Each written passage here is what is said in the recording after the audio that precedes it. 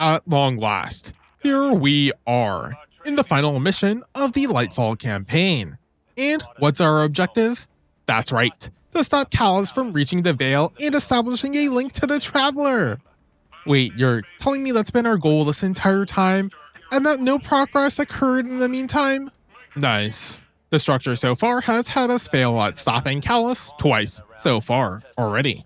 In Mission 3, Caiatl bailed us out, because we couldn't deal damage to your boy Karl, since he had an immunity shield. When I killed Karl the second time around, he didn't have the shield for some unexplained reason. It's not like we used Strand to do any damage to him, so that's not the answer. This was where we failed at destroying the Radial Mast, and so Rohan sacrificed himself for the greater good. In both of these cases, we failed and needed someone to save us, so surely, this time around, we won't fail. As an outline, this sounds fine, but in reality, as I've already experienced so far, multiple issues have presented themselves. I've already had to repeat myself a bunch, but I've detailed them throughout the last 7 missions and Strike. Besides the actual events, the framing is part of the issue. Caiatl bombing the Typhon Imperator should have been the end of the Radial Mast plotline. Calus should have then brought out a newer, shinier tool for us to destroy. This way, with us having just trained with Strand, you might have gone after this new threat with more swagger than caution. This way, when Rohan has to sacrifice himself, it's not because our powers just decided to go away because the game needed them to. It would be because of our attitude and inability to control Strand to an adequate degree. Our failing Rohan would feel like our fault because we just came off the Strand high, both narratively and gameplay wise. Now, the training mission after his death is more meaningful, as we're mastering Strand in order to accomplish a certain task. Right now, there's no reason for us to believe our inexperience with Strand will help us overcome Calus. What if he pulls out a Radial Mast 2.0 now, and we are not able to destroy it? Thanks to the meta context of this being the final mission of the penultimate campaign, I know that won't happen though.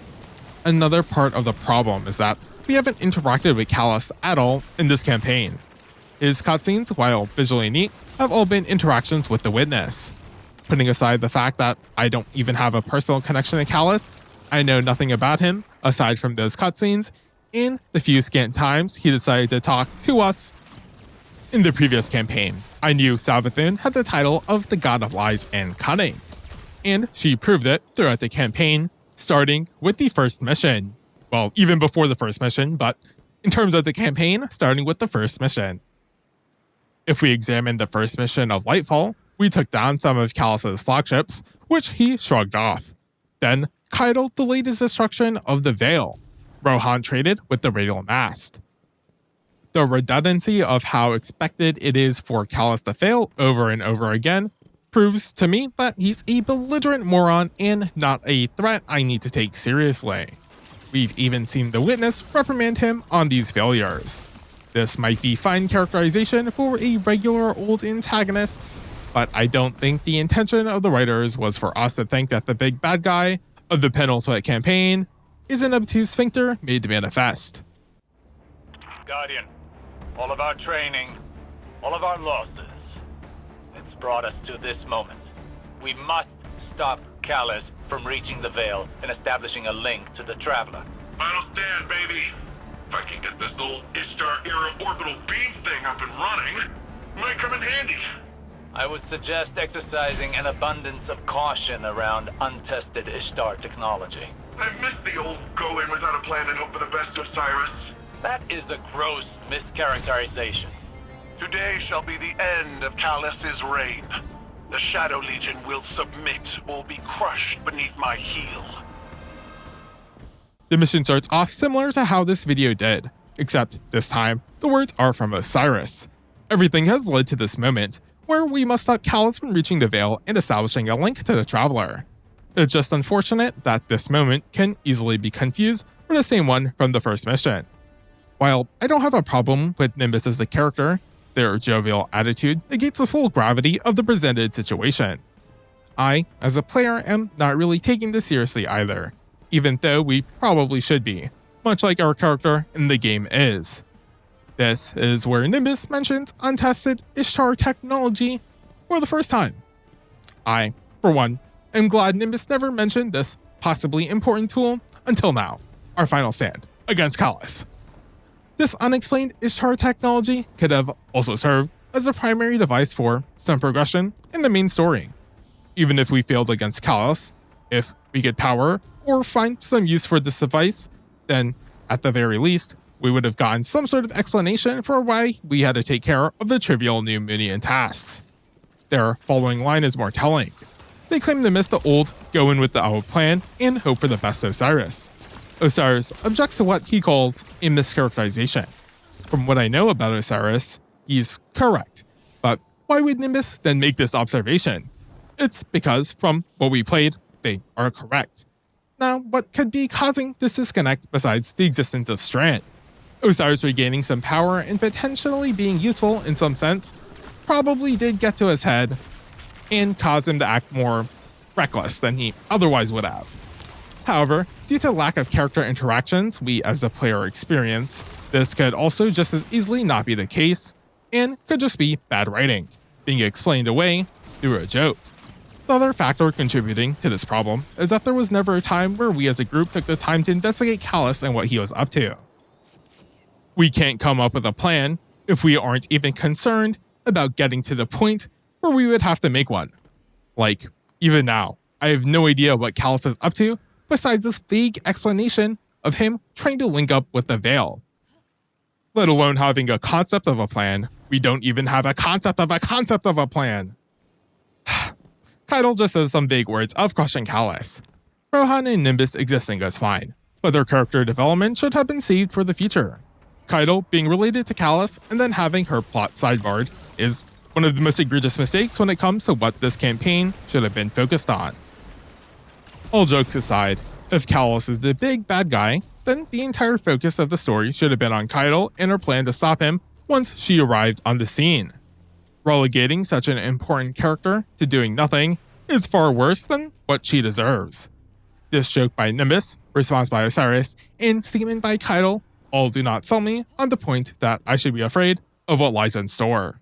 This is what we call foreshadowing. Caiatl's forces are entering Neomuni airspace now. Something's not right, though.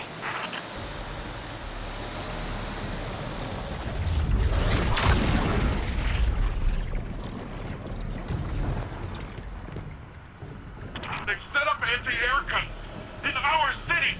Eradicate their weapons. I will not subject any more of my soldiers to such fruitless deaths. We make our way to the Zephyr concourse, only to have a barrier stop us in the SI terminal. Some convenient barrels allow us to blow our way open in order to enter the Arcala complex. First of all, I have no idea why Caiatl waited until now before entering Neomunian airspace. Like, hello? Calus and the Shadow Legion are already here. Why are you trolling us? This may seem like a minor criticism, but this one difference would have changed how every mission past that third one would have played out. Second, why are we in charge of taking out the anti-air guns? Actually, third of all, but as a part of being a first of all, for the second of all, while relating to the grander point I wish to make. What is Nimbus doing? They finished setting up the turrets and then went flying. And then what? If the Shadow Legion set this up in your city, then it's kind of your fault, Nimbus. So shouldn't you be the one to take care of the anti-air machinery? Especially once we consider the fact that they're the one with the skyboard. I know, we just acquired Strand, but if we got to use Rohan's skyboard in this section, it would have been much cooler while switching up the gameplay. I suppose the counterpoint to that is that the skyboard is air machinery, but I don't think that counts. And the reason for that is because I said so. Also, the fact that we still have to rely on our ghost finding a concentration of Strand after our training only lends more credence to the fact that we have not mastered it and should not rely on it when we have to fight Calus. If we were more proactive and had Caiatl bring in her soldiers earlier, we would have prevented this untimely situation. Nimbus could have also been supremely incompetent and not noticed the anti-air weaponry if it was deployed earlier, in which case he would be even more incompetent than I thought. However, I don't think that's the case. Caiatl not bringing her troops in earlier is a terrible enough problem to keep me up at night as is. I died at the start of this encounter because my attempt at swinging up to the roof with Strand was a little ambitious considering my low ground and total lack of momentum. I took the intended route the second time around. A troop of Cabal ambushed me on the rooftop, and so I instantly used my super to cook them. I had the entire rest of the encounter to regain enough energy and find enough orbs. It was about time we fought on the tops of some buildings. It's just that my excitement got the better of me, and so I swung onto the opposing roof without exterminating any of the threats there first. Whoops. A thresher made its way down after I respawned. Its health pool was unreasonably large and forced me to use 2 rockets to take care of it. My Strand skills continued to improve, and so I was able to cut the time it took to return to the roof by a considerable amount. In fact, I even swung up to the initial troop and ambushed my ambushers. Although I take care of most of the enemies on the opposite rooftop, when I try to jump over, a blast from a Cabal soldier stops me midair. I pulled out my Strand grappling hook in order to compensate for the rest of the distance. However, my descent broke the line of sight and thus I fell, but not to my death as I barely hung onto the ledge. I get caught on one of the wing platforms as I try to swing back up, but eventually managed to do so. After removing the remaining Cabal, I can lower the barrier and destroy the first anti-air gun. This is where a second thresher appears to waste another minute of my time and some more ammo. The way to the next anti-air gun involves a series of jumps across the ominous skyline, which results in some pleasant visuals. Before being able to take out the second anti-air gun, we have to remove its surrounding shield as well. This involves us clearing the first floor before working our way to the upper deck. After I eliminated the stationed Shadow Legion battalion, a Tormentor and some Legionnaires arrive as reinforcement. This encounter was pretty lengthy, and so both my special and heavy ammo reserves were a bit light. Thanks Threshers. While I am Strand empowered, our mastery exchanged the shorter burst of power for a more sustainable alternative. This affected our energy regeneration, and so I can't spam my abilities or super at its increased rate any longer. Without a proper exotic to utilize the benefits of Strand, I was stuck having to deal most of the damage to the Tormentor with my primary weapon. Funnily enough, in this instance, due to how the Verglas curve works, this would have been easier if the Shadow Legion troops continued to spawn in and act as backup so I could continue to generate more crystals. Alas, these extenuating circumstances forced me to plink up the Tormentor for just over 6 minutes. If for some reason you're watching the video instead of just listening to my voice, you might have noticed that I allegedly trolled too hard in a few instances, which you could reason as why this fight took longer than it needed to. Still, it is clear that my lack of ammo or ability synergy were the key issues. This throwback was unappreciated. I, for one, do not miss my double primary ammo days. Terrible times.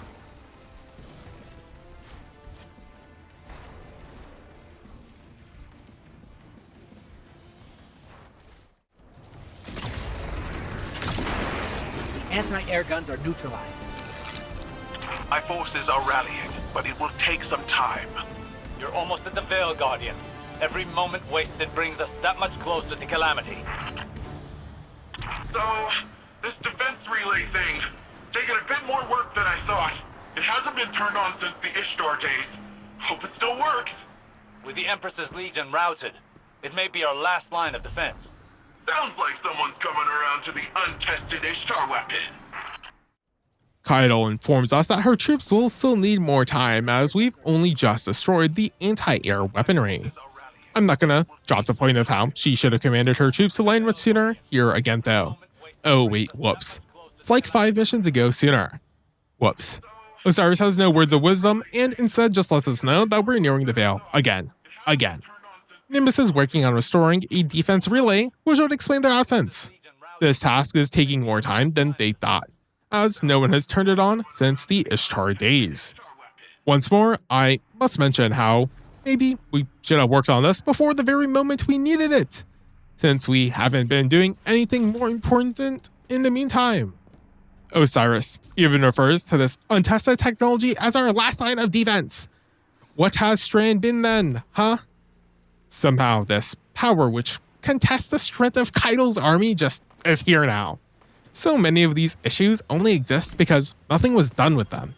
Realistically, with some minimal changes, this mission could straight up be Mission 4 and would probably have been better for it, with how everything has gone thus far, and that's not great. In any case, I make my way to the breach in the wall. She's almost ready. I think I got it.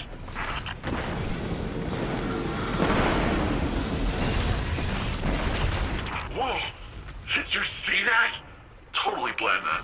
Keep the turrets under our control. They're vital to our defense. The Shadow Legion encroaches upon the containment zone with a Goliath tank occupying the center of the outside courtyard. Nimbus activates the Ishtar weapon, and it obliterates the tank thanks to its continuous concentration of energy. When Nimbus said weapon, this was not what I expected. To me, an orbital strike implies that the weapon is within, the planet's orbit. So this mysterious device just went uninvestigated for a lengthy but unspecified amount of time. Along with Rohan being the first Cloud Strider to die outside of natural causes, this only confirms to me that Yamuna has basically never not known peace. It's just that, even still, with all the free time then, someone should have investigated a satellite just occupying space within your planet's atmosphere. This weapon becomes a mechanic in this fight, and it feels bad because it was just introduced to us at the beginning of this mission. Outside of lore reasons, it doesn't make sense for this to be an ancient Ishtar weapon. If this was simply a part of the Neomunian defenses, then it would reinforce why rebooting the Cloud Arc was vital, and that when we rebooted the systems and the strike, it was for a greater purpose. This purpose would manifest in this weapon in this mission. Instead, the aforementioned defense systems don't go anywhere outside of the basic turrets we have to defend. Enemy tanks are headed to your position. That sounds like a job for untested Ishtar weapon. Paint the targets, Guardian. You tag him, I'll frag him. Osiris relays the information that more tanks are headed our way. This is where Nimbus gives us access to some rather convenient relics that mark the location for where the Ishtar weapon strikes. This is rather nonsensical when you think about the circumstances of this weapon, and it being a part of the Neomunian defense system only makes that much more sense. For some reason, I changed out my Whisper of Bond fragment for the Durance fragment and then Rending fragment. I have no idea what inspired this change at this time, as I have no idea why I remembered that the Whisper of Rending fragment even existed. I think I wanted this fragment initially and only remembered that I needed to change it now, when I opened the fragment list, for some reason. After that, I engaged the orbital strike on both tanks. The defense relay's overheated. There's no end to them. Osiris, what do we do? Remember your training. You only have one goal. Keep them from the Veil. With the wall breached and defense systems overheating, the Shadow Legion swarmed the courtyard in droves. As of now, it's up to us to slow down this assault. Thanks to our high ground, I held the advantage against the Legion while defending. This large quantity of enemies allowed the crowd control ability of Stasis to really shine.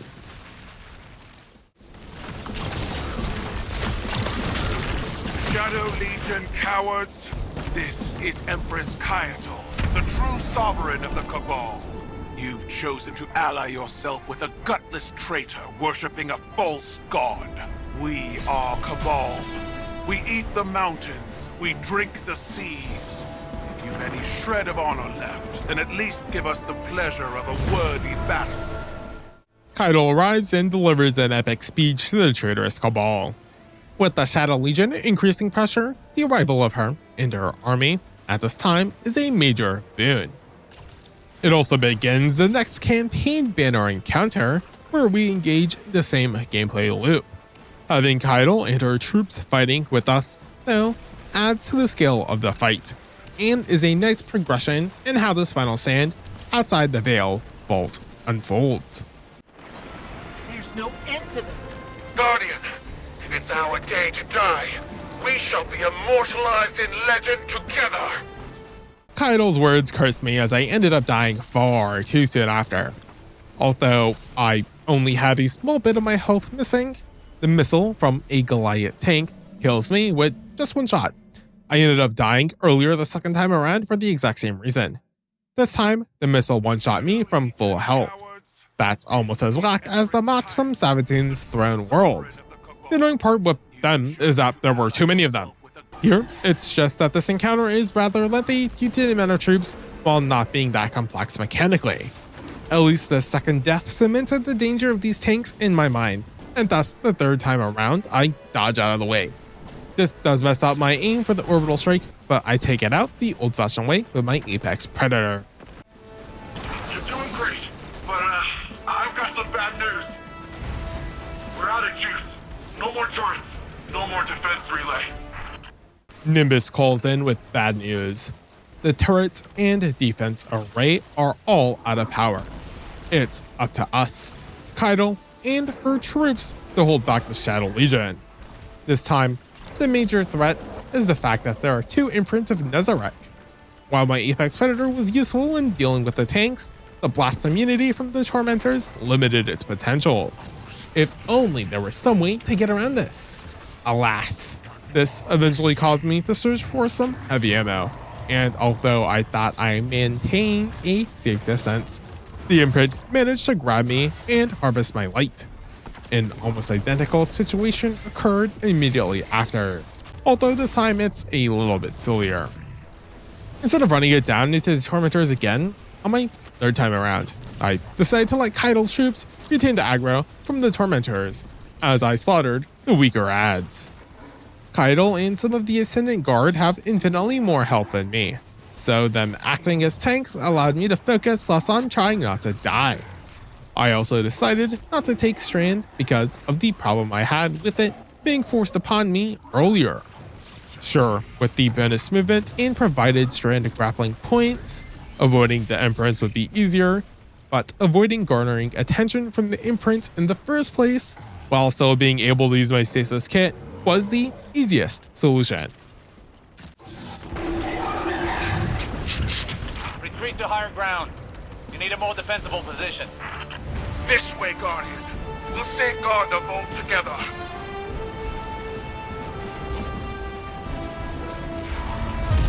Daughter. Calus? What is...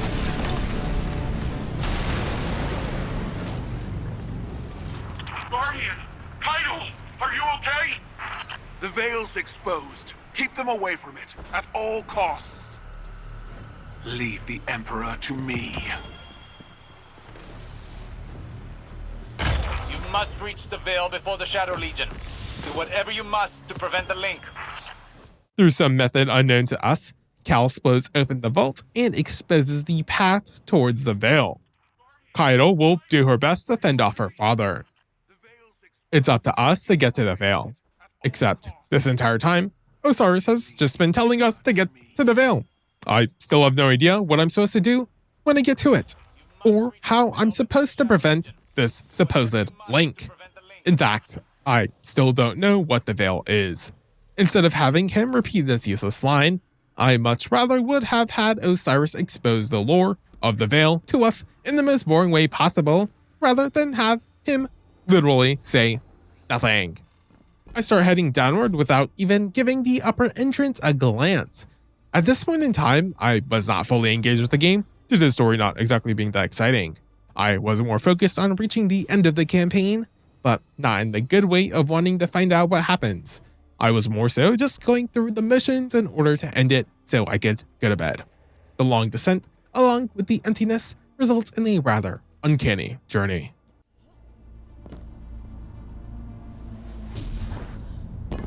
Will Caiatl be okay? I have a feeling she can take care of herself. Empress Caiatl is buying you time to find the Veil before the Shadow Legion. Don't squander this opportunity. According to Neomuni lore, the Veil is deep beneath the ground. Like, way deep. Whatever you find in there, just keep going downward. We're keeping an eye on the surface. Caiatl's holding off Calus for now, but she's outnumbered. Wow, nothing has changed in 2 minutes. Truly, I am shocked. Seriously, these cut-ins by Osiris only aid in making me dislike the character. Why are they so useless? What is the point? Down here, we officially reached the Veil containment zone, though. Osiris, I'm sending you a visual feed. We could use your help navigating this place. Incredible. Just like the archive on Venus. You should be able to access that Ishtar terminal like any other.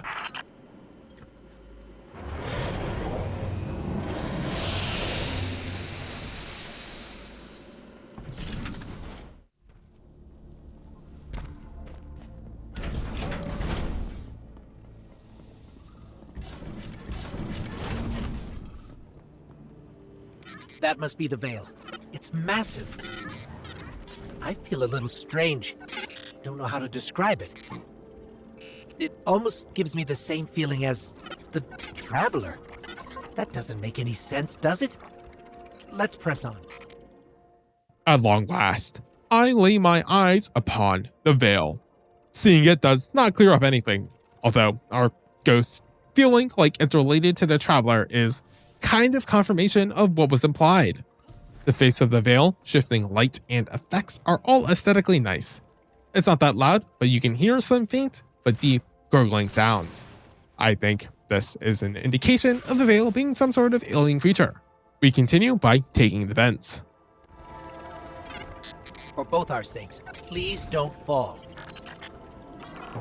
It looks like the Veil goes even deeper. The walkways grant us an even closer look at the face of the Veil. Our ghost makes it a point to mention that we should be careful to not fall into it. There is a rather obvious center point marked on the Veil, and thanks to the words from our ghost, it seems like it might be some sort of paracausal trap hole. Continuing on, we stumble across a room, and Nimbus identifies the device as the Cloud prototype. I didn't realize that we were live streaming our feed directly to him at this point, but sure.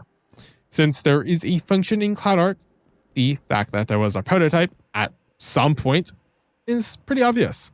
In fact, there being multiple prototypes is almost certain. I don't know why this was specifically pointed out. This? Looks like a Cloud Arc prototype. That's... wow.